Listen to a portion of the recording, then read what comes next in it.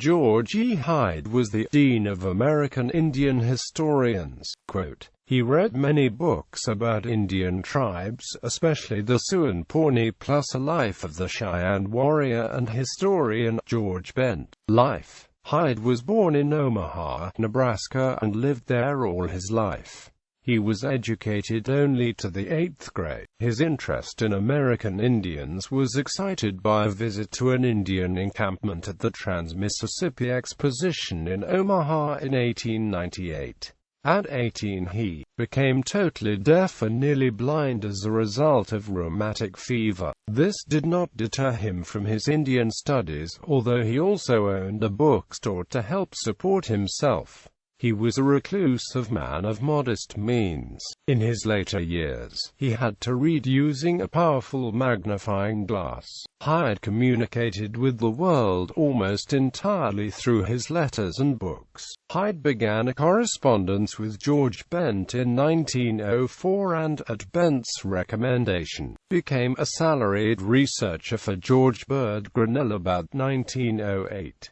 Hyde, with extensive contributions from Bent, claimed to be the ghostwriter for Grinnell's classic book The Fighting Cheyennes. Grinnell and Hyde are both distinguished for emphasizing the importance of Indians in the history of the Western frontier. Works. Hyde was an opinionated and sardonic writer, and his books are highly readable. As an outsider in the anthropological fraternity, he had difficulty getting his works published. This was especially true of his Life of George Bent, based on the 340 letters he received from Bent between 1904 and 1918.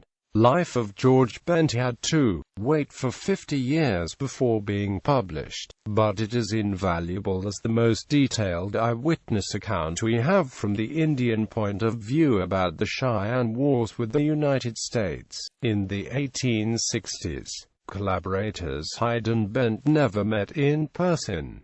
Red Cloud's Folk, A History of the Oglala Sioux Indians. The Pawnee Indians, A Sioux Chronicle. Indians of the High Plains, from the prehistoric period to the coming of the Europeans.